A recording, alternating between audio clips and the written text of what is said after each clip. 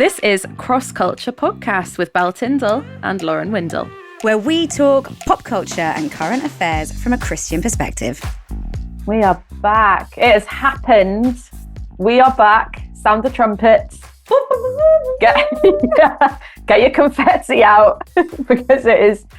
See, Lauren, they can't see a silent sound effect. No, but they can see us now because we're recording audio. We're recording visual. Well, in which case you just saw Lauren's confetti cannon. It's exciting. We've stepped things up for season 2. Yeah, because it is season 2 of Cross Culture. Do you know, it's so funny. Every time I write copy about it, I'm like, is it series 2 or season 2? And I keep leaning towards season 2, but I think I've been Americanized. I'm season 2. The other podcast I do, we're all about seasons. I think it is an American thing. How dare you come here and talk about the other podcast? That was quite hot out the gate as well. Smushing your mistress in my face. Man, I'm sorry. Wow. My Bit on the Side podcast. Yeah, thank you. I'm pleased that we've got the ranking system right. We do. Even though we totally know that it would be the other way around if we were being serious. Oh, we're like the young fun bit on the side. Yeah, we are. We totally are. We really are. Anyway, thank you for listening to your young fun bit on the side, listeners. We are so excited to be back. Yeah, and we've got a shout out actually because my friend Katie, who I always spend satellites with because she's on the leadership team of satellites, she dropped me a message and she was like, I've got a friend who really wants Cross Culture to come back. When's it coming back? So I just want to say, Laura, thank you so much for being our number one pod fan. We do this basically exclusively for you and our mums. Yeah.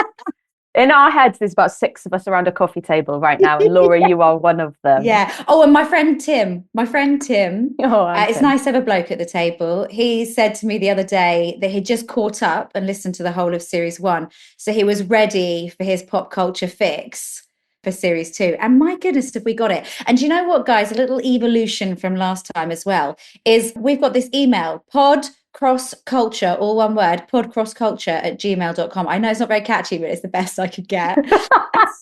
We'll take it. We'll put it in the show notes, people. Yes. So podcrossculture, we want you to send us articles, links, things that you think that we should be talking about. And also just a little bit of cheeky feedback, questions, whatever it is you've got. Send them into podcrossculture@gmail.com. Okay. And now we're going to move on to the meat, to the stuff, because there's been do you know what? We've not been recording for a couple of months. And obviously we did a cheeky Instagram live, which is on both of our Instas. So if you want to check that out, just to kind of top us up. A lot has been going on. But even if we just condense it down to this week, a lot has been going on. And I don't want to dwell too much on politics because I feel a bit at a loss as to what to say. I feel particularly when it comes to American politics. So last week, Trump dropped a video. And look, I don't think anyone would be surprised to say that if I was voting American, I wouldn't be voting Republican, right? Okay, so I think I'm pretty transparent about that. But also, I don't want to be one of those people who's like cannot see other people's perspectives and cannot see. But I have to say, and I see some things that are appealing about Trump. I see, decisive decision making, defending the people he cares about. There are elements that you're like, okay, there's stuff here that fundamentally I see as important ideology. When I saw the Trump Gaza video. Yes. What was your gut reaction? I checked several times to make sure I wasn't on a parody account, that I was on his actual account, that it had definitely been approved by him and his team, that it was their intention to put it out, because I thought this has been created as a joke. And some people think Trump's created it and will hate him for it. But when I realized, no, it genuinely seems he's put this out, I thought, I am gobsmacked that any Christian can defend this. Well, this is my thinking. A bit like you, I'm not sure I have a huge amount of helpful things to say because I think I'm still in the phase of just anguish that this is what we're dealing with, that this is the type of character we want in power, that this is what we have and what we want and what we've made happen. I'm still in kind of like the lament I do like sort of phase. it makes no sense to me that someone with so much influence could be so callous and unthinking and unkind in a country, in a land where people are dying, people are in such pain. Like, it doesn't matter where you sit on the Palestine, Israel, whatever. Like, whether you think that this was a war worth fighting or not, it is a war-torn country where children, parents, people are in the most extreme fear and anguish for their lives, knowing many people who've died, starving, all of this stuff. And you're putting out a video of like, right, but when that's over, look how we can party there. Yeah. You know, look at the fun we'll have. And you just... There's a part of me that's like, it makes so little sense that there's got to be something I don't understand. And I'm trying to like see, and maybe he thinks if he's so extreme with his solution, we or right thinking people will come up with a real solution because they're like, well, that's so pathetic. Yeah. You know, like I remember someone saying when they are pitching ideas to a company, they're like in an advertising job or something, they pitch 3 ideas to a business, they make one so bad that the business is really favorable towards the other 2 that they genuinely like. Whereas if you give them 3 good ideas, they start picking them all apart. Sure. Which is kind of weird. If that was his tactic, and I think you're very generous to give that option, but if that was his tactic, it's worked, because I read on the BBC just this morning that Arab leaders have agreed upon a hundreds of billions of dollars deal to directly combat this Trump Gaza that he has put out. So if that is what he's tried to do, it's worked. I think I've said this before. You see it in Big Brother every season. The housemates are united with one common enemy who always gets it really bad. And maybe he's just gone, I'm going to be the world's enemy so that they sort this out, because I'm going to present an alternative that is so unpalatable that people will finally step up. And I've got the power to put that unpalatable solution into play. So do you know what? If I show them something they definitely all don't want, they'll come up with something that they do together. I Is mean, that too generous? That's hugely generous, but it's also the only thing that makes sense. I cannot think of any. The only other things that make sense are that we are surrounded by deliberately horrific people, you know, and like I cannot believe that. I believe many things about Trump, but I just don't believe that he's deliberately evil. I believe that evil can happen off the back of his actions, with him thinking he's doing the right thing, and that my idea of the right thing is totally different to his. I cannot believe that he wants devastation to that level. I just that's too much of a, you know, like that grid of like, what is it? Knowing evil, you know, knowing. Oh, I don't know what this is. I can't. I have to. You're about to get philosophical on me. Yeah, that it's a philosophical thing. Yeah, I think that often he's like unknowing evil. But yeah, never. I just don't attribute him with like knowing evil. What about though? And we'll only very briefly touch on this because again, I've got nothing helpful to say because it makes me cry. Zelensky. I can't. It makes me cry. And I do think as well, so we won't go into it, but just to say that The Rest is Politics have a really raw and angry reaction to it that you can listen to. And actually, I quite like that because I think we can politicize it, but actually our rage might be our best reaction. Our visceral anger and disbelief at what he did and is doing might actually be our most valuable reaction. So if you want someone raging, Alistair Campbell on The Rest is Politics. I assumed actually the rage would have come from Rory Stewart, because he's obviously butted, well, not obviously, people may or may not know that on Twitter he's had a huge falling out with JD Vance, who's accused him of being, I don't know, subpar IQ, who's been like the overriding theme, but on various things, including faith. Yes. And how to love well, and what we're doing in the name of Jesus. And Rory Stewart said, I don't think you should be doing this in the name of Jesus, in stronger terms than that. And then it all just got pretty pathetic. Like with the Zelensky thing, right? I genuinely, and I don't mean this as an exaggeration, it makes me want to cry because me too. It was really hard to watch. And I think that's okay for us all to say. I didn't watch it. Really, oh, good. Don't. I couldn't. Like, it's really hard to sit there and watch a president who's been fighting a war for 3 years be bullied by 2 horrible, man. It's just Yeah. really, it's just quite rare that you are literally faced with something so horrible to watch. Yeah. So I follow Rachel Gardner. Rachel Gardner's phenomenal. She's a speaker and she's associated with Youthscape and leads a church with her husband. And she does amazing, amazing speaking and she writes books and blah, blah, blah. But Rachel posted on her Instagram just a photo and she said, like, she speaks to youth all the time. She's all about young people. She's like, we tell people to name things as they are. This is bullying. Yeah. That is what this is. Yeah. This is bullying. And I've got a couple of people, very few. I've got two in my mind who I follow on Instagram who follow me, who are very pro-Trump. I probably have more than that, of people that I've a few thousand people that I follow on Instagram. So there'll be more, but those two, their posts kind of show up on my feed. So I'm more aware, and they're very, very vocal about their support of Trump, both Christian. And I did think after the Zelensky thing, like, oh, I wonder how these guys will reflect on this.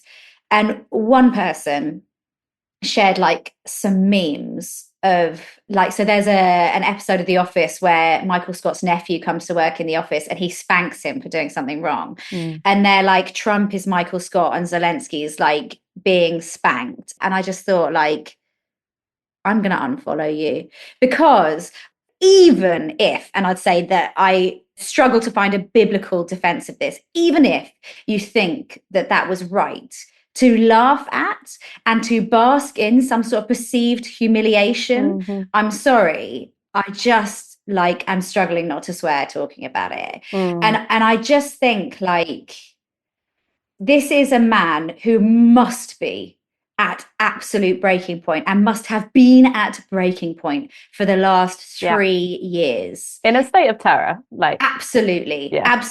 And it made me feel really proud when I saw him like turn up in the UK, and he must have flown straight from the US to the UK, because it seemed like, it seemed like one day to the next. Yeah.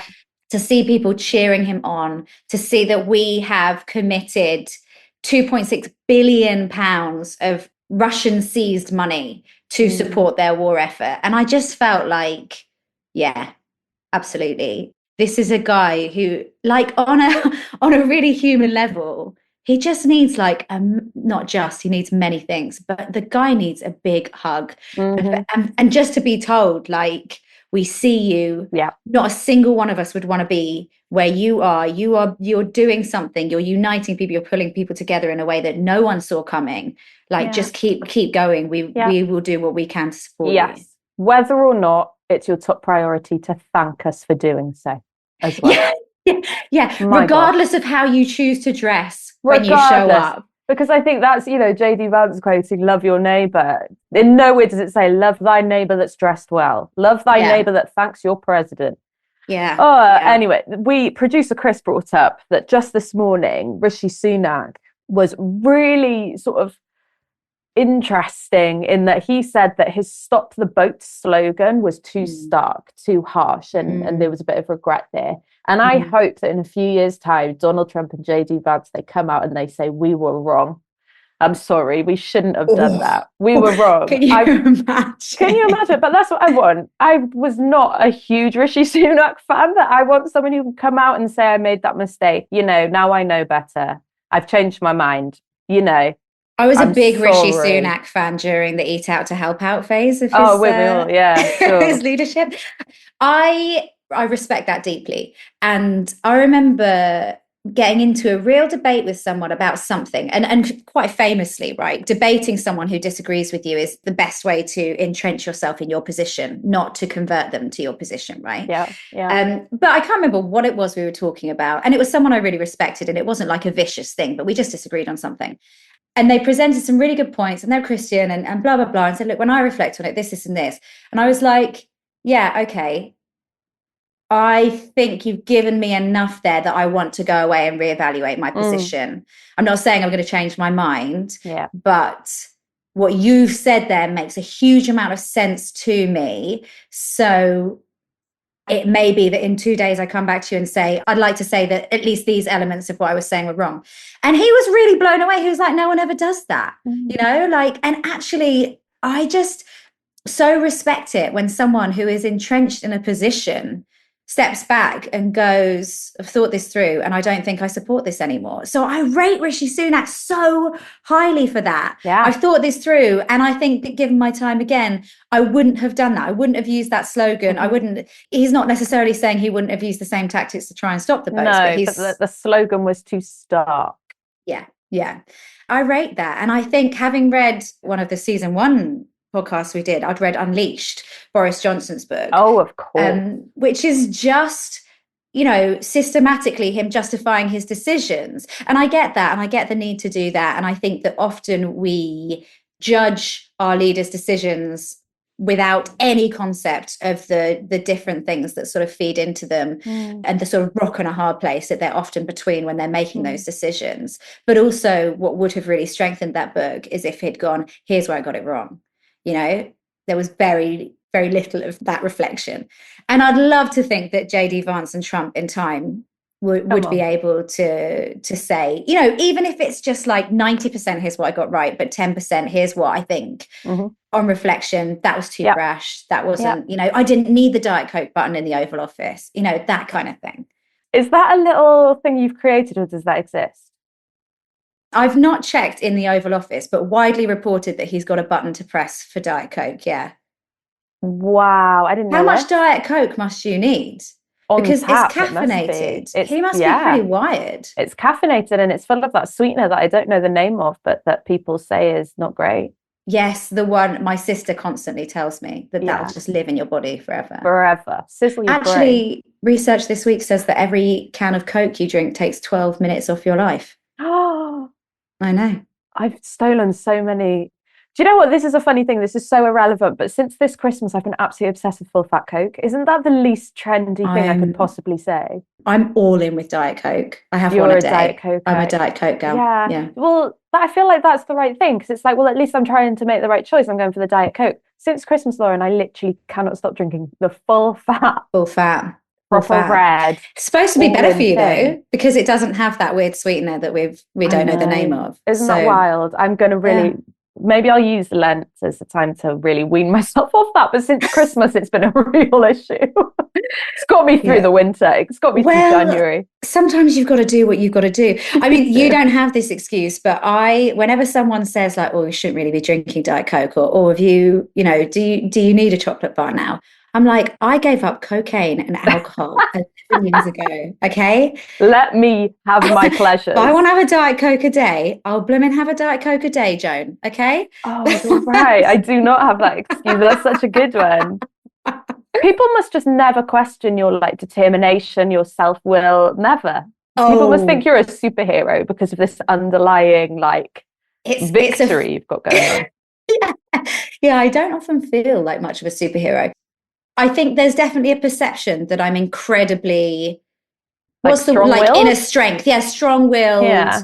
What's the one that begins with D? Disciplined. Determined, disciplined. Yeah. I think in reality, it is the absolute opposite. I have none of those things in my own strength. I am absolutely broken and on the floor. If I get in the ring and decide that I'm going to fight against anything I want myself, I lose every time. Yeah. So actually, it is because I know I have none of those things that I'm able to maintain, which I suppose in itself is a level of strength, but it's God's strength only. Like if I was cut off from that, it's absolutely game over. I always remember, and this is such a weird thing to remember, but I was staying at your house one night and you had this box of sweets and you put a certain amount on a plate and then took them up to bed with you. And I remember thinking, that's a grown-up. That is a grown-up. That you're like, out of this box of sweets, I'm going to have this many and that's it. I am a person who can keep a box of chocolates in my house and have 2 after dinner, and that's really nice. Yeah, that's wild to me. I mean, that's amazing. Amazing. Right. I could talk about you all day, but can I talk to you about Timothee Chalamet? Yes, I want to hear about Timothee Chalamet. Right. So the Oscars have just gone, but Timothee didn't win. So he wasn't really that interesting there. What I would be fascinated to get your thoughts on, Lauren Windle. Is it the yellow suit that he wore? It looked like he was styled by Laffy Taffy. There you go. Is that your Nikki Campbell just straight in with the one sentence? Nice. I like it. That's all I got. The week before, he won the SAG Award, so the Screen Actors Guild Award, for his role as Bob Dylan in A Complete Unknown. Now, that was really unexpected because he has not been winning any of the big awards for that role. I think it's quite a good role. It's okay, but for some reason, it just didn't capture the hearts and the minds of the people voting for that award, apart from the SAG Award. So he gets up to win this award. And can I read you out a little bit of his speech? Because I'm fascinated to hear your thoughts. Right. So he gets up after winning this award and he says, I can't downplay the significance of this award because it means the most to me. And I know we're in a subjective business, but the truth is I'm really in pursuit of greatness. I know people don't usually talk like that, but I want to be one of the greats. I'm inspired by the greats. I'm inspired by the greats here tonight. And then he gives a few shout outs to Daniel Day-Lewis, Marlon Brando, Viola Davis. And then he says, I want to be... Marlon Brando still alive? I don't think he is, no. Oh, okay. So he wasn't there tonight. I think he was just riffing. Right. And then he says, I want to be up there. So I'm deeply grateful. And this award doesn't signify that I'm there, but it's a little more fuel. It's a little more ammo to keep going. Thank you so much. That is a really interesting speech. And some people, to be honest, predictably, the big Chalamet fans are like, how refreshing, how honest, I love this. And other people are just like, eh, you're in pursuit of greatness. You want to be one of the greats. You're telling us, what does that mean? And so I guess, Lauren, I was just curious as to your immediate thoughts on that speech. What do we think about this kind of like outright ambition? And what do we think about his understanding of what it means to be great? Do you know, I have got thoughts. I think it's increasingly acceptable in our generation to own your aspirations in a way that, you know, if my dad, who was a company man who worked at the same company, if on his first day he'd said, I want C-suite, I want to be paid and actually named a figure, you know, stuff like that, then it would have been seen as grabbing and you should be a bit more humble about that and you should speak less and learn more and, you know, all of that kind of stuff. Whereas I think increasingly we are allowed to name what we're aiming for. Do I think that's a bad thing? I don't. I think that there's something quite that I like. I don't know if I find it refreshing because I don't feel particularly like thirsty for it. But like, I think it's fine. I think it's honest. Although if somebody at my level in the publishing house I work for said, I want to be the CEO of this company in 10 years, I'd find it repulsive. Fair enough. So I don't know. I think it's whether you're announcing that you want personal acclaim or whether you're announcing that you want to grow and develop your craft and talent enough so that acclaim is inevitable. And I think that one is okay and one is probably not. Also, though, let's note that Timothee Chalamet has been dating Kylie Jenner for a few years. And if anyone, I think, encapsulates that, say what you want, claim what you want. You know, she reported that she was a billionaire before she was and was listed in Forbes's rich list. Oh, I didn't know that. I doubt it was her personally, but her team or whatever inflated her things mum. a bit. Her mummager. Yeah, and it was, so she was in the Forbes's rich list, and then it sort of, there were reports that questioned the amount that she had reported being worth and stuff like that. So the sort of self-elevation is very Kardashian. And you are sort of influenced by your sphere, and he is being elevated for something that many would say is a far more legitimate talent than the sort of Kardashians, which is just sort of being good brands people, salespeople, and creating very compelling brands, which is a talent. It is a skill. You can't take that away from them. But people will obviously consider his art to be more credible. But do you have like an ambition that you think people might cringe to hear you announce? Like, do you want to be on the biggest Christian stage? Do you want the best-selling Sunday Times Christian stage? I don't know, like an American, I guess, mega church. Yeah, sure. I don't know, or like a huge conference or festival with like 30,000 people, like all really enamored by how eloquent you are. Do you want your book to be like, you know, Sunday Times bestseller, even though Christian books hardly ever make it into those lists? Yeah. That's a really good question, do I? I think a lot about the fact I want to be really good at what I do and known as someone who's really good at what they do. So Like, you there wouldn't is, be sad if your other podcast or this one was number one in the country all year. And that's it. It just no, held that number one slot. You'd be delighted. I'd be pretty happy about that. Yeah, I'd probably retire. Yeah, well, no need to do much more. No need to do more. Yeah, I guess it's like, yeah, I found it really interesting because I personally am undecided as to whether I love this from Timothée and we should all be a bit more like this, or whether I hate it. And I do think also he is falling victim to the fact that a lot of people, particularly in America, are getting a lot of ambition fatigue from the people who are governing them and the Yeah. people who are Yeah. running their social media sites and the people who are running their favorite delivery service. I think they're being literally governed by a lot of toxic ambition. And I do feel like maybe he's victim to them putting that on him. But I think it's really interesting because, yeah, I do want to be really good at what I do. Yeah. So maybe I am a bit more like Timothée than I thought I was.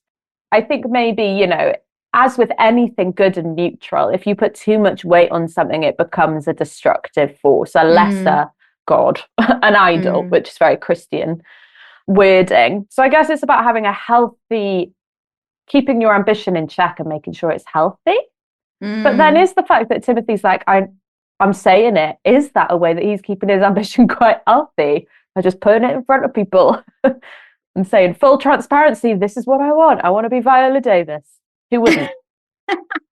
We all want to be Viola Davis. Yes, we do. Yeah, I think I don't hate it. I'm not disgusted by it. I don't think that is the worst thing in the world. I don't think it's the best thing in the world. But I think surrounded by worse messaging coming out of the States at the moment. So it just sort of feels like, Yeah. The guy wants lots of Oscars. Whatever. Let him have it. Let him be in. Yeah, let him be in The Godfather 4. It's about time we had another one. It is, isn't it? It is. I think that's probably what we're missing. Fourth installation. Fourth I was going to say the fourth installation in the trilogy, but that's stop it being a trilogy. Yeah. Are we gonna do very briefly Kanye and Bianca? Let's do it very briefly. The Grammys, as we're on to awards season. So for people who haven't seen this, Kanye West turned up at the Grammys, I'm pretty sure slated it, saying how boring it is. And was actively not invited, therefore. Oh, so he turned up for the red carpet and then he left, but he was at the after parties. Right. So he turned up with his wife. They've been married since 2022. Didn't realize it was that long because I still think of him as being like with Kim Kardashian, but married since 2022. She was wearing a big coat on the red carpet. He said to her, take off your coat, in what was obviously a coordinated sort of, spectacle. Yeah, and underneath she was nude effectively. She had shoes on and a skirt that I assume was made out of an expensive version of cling film. Yeah. So there was technically fabric on her, but it was completely transparent fabric. Yes. And this is a televised event, so there's definitely a question of consent when it comes to seeing that level of nudity at an event when you're not expecting to. The organisers were not expecting nudity. No, they got booted out, I think, pretty immediately. Yeah, I think that they were escorted out by security. Oh no, yeah. I tell you what, Page 6 reported they were escorted out by security. Kanye West said they left. So who knows? So take from that what you will. So my issue with it is actually not that she did it. I'm not prude. I don't care about nudity, particularly, especially in the context of art. I really don't have an issue with it. I particularly female nudity, as I'm a woman, I don't find it offensive, whatever. I think that this is completely unnecessary. And I think it's unnecessary. I think it's attention seeking to the extreme. And the main concern is the extent to which that was her choice and the extent to which that was a collaboration and things like that. And we don't really know that, but I can tell you that all of the reporting I read of it afterwards said it's unclear whether Kanye West will be fined. It's unclear whether Kanye West will be reported to the police. It's unclear whether this.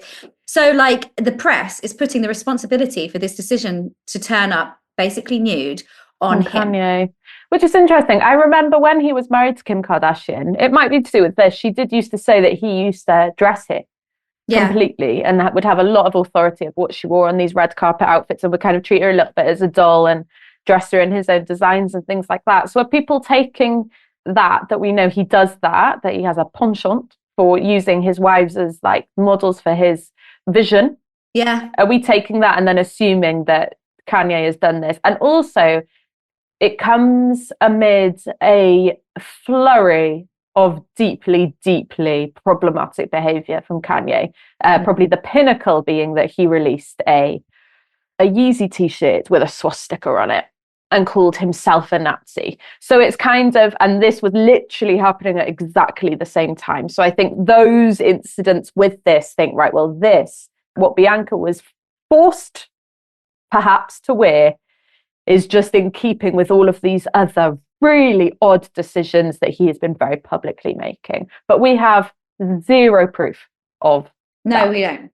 I just don't appreciate the reporting. And maybe it is an accurate reflection of the situation, but it's like she's his property. Yeah. It's like something that he has dominion over, he's in charge of, has done something wrong, so are we going to punish him? When really, if we all believed that she had done that completely off of her own back, the reporting would be, is Bianca going to get sanctions off the back of this decision? But it's not. It's all, will Kanye West get in trouble? Which just makes me think, it just adds to the narrative that was his choice. Yeah, it does. And I think as well, maybe that's fueled by the fact that we never hear a lot. So obviously he's had past relationships, Kim Kardashian, Amber Rose, Julia Fox, the legend that is, who herself, I think, wore a very nude dress to the Oscars just a week or so after, which is interesting. And these are all very outspoken women who we hear a lot of. So I think people are slightly freaked out by the fact that we like physically, literally don't hear anything from Bianca. I think, again, that adds to this narrative that somehow... that she's this sort of subjugated... Yeah. But again, we just don't know. Yeah, we do not. Little moment for Dolly Parton, whose husband died this week after 58 years of marriage. It's a deep one, isn't it? And I love Dolly Parton. I know. I think about, because we put a lot, like if there's a really tragic film, it'll be that a young person in a couple dies before their time. And that is tragic because you think they had their whole life. But I was really hit like in my stomach by the tragedy of being married to someone for nearly 60 years and then having them taken away from you. Just a total part of you, aren't they? I don't think we dwell on the tragedy of that very much at all. And I was really hit by it in this particular story, Yeah. And Dolly. And of all, I don't know, I just want no harm to ever come to Dolly Parton. Wrap her in bubble wrap. And keep her forever. Just protect Dolly Parton at all costs. At all costs. Her literary scheme, if you have a child in the States, you can apply to be a part of her literary scheme where they get a free book once a month until they're 5 years old. Isn't that amazing? She's just phenomenal. And the poverty that she grew up in and the way that she has managed to be a figure of respect and adoration for the fundamental evangelical Christian patriotic people, but also simultaneously a gay icon. I mean, how has she done this? How has she done it? Dolly Parton is the answer to unifying America. And I'm sorry that someone with so much on their shoulders is now experiencing such deep grief because she is just so phenomenal. Yeah, really. And we really didn't know much about her husband at all. He kept so out of the limelight. I think I read somewhere that he just decided to continue with his paving business in Nashville as her career was taking off. And he was just, happy doing that. And that's so good. Again, that just feels so rare, doesn't it? Yeah. It's sad in every way. Before we finish, we cannot avoid the fact that this is Ash Wednesday. And do you intend to take up or give up anything for Lent? Any Lent-based changes? Lent-based changes. My obvious and the thing I want to do is social media. But what on earth would I talk about, Lauren, every Wednesday if I gave up social media? So I'm trying to think of a way to limit it and not give it up. but take chunks of it out of my day instead. Like, as in, assign 10 minutes in the morning or 10 minutes in the evening when you're allowed to scroll, but not have it sort of indefinitely, like your sort of go-to to pick up. Not have it woven in. Now, this is going to be really hard because I do truly believe that the only way to cut social media out of your life is to take it off your phone so that your thumb has to do a lot of work to get it back. Yes. So maybe, I don't know. I'm yet to work it out, but I will definitely be trying to reduce a lot of information. I'd love to do that, but for work I just can't. I don't think I can, and particularly if we're doing this podcast where you have to kind of have an idea of what people are saying out there. So I've always thought about putting limits on social media and stuff like, and I can definitely put limits, but to absolutely go off social media I think just isn't conducive with my current life stage. Fair enough. What are you doing therefore? Well, I've been thinking about it and I need to decide pretty sharpish. The clock is ticking. Yeah. I think I'm going to read and reflect on one proverb a day. Very nice. Just one proverb. Because I've been praying a lot about wisdom and I'm reading 1 Kings at the moment with my old Bible study. And so that's Solomon. Yeah. And thinking about wisdom and what wisdom means for me and growing in wisdom. And so I think I'm going to quite slowly sort of tootle my way through Proverbs. Yes, very nice. Yeah. My favourite Lent book of all time, which I'll probably start today, is by Alicia Britt Chole.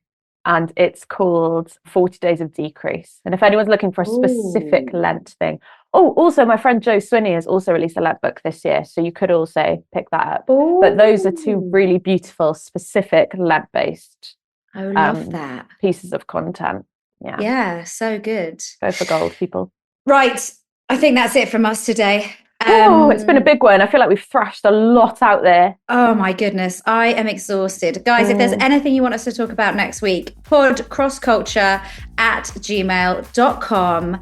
Thank you so much. Don't forget to like and subscribe and keep tuning in. See you next week, guys.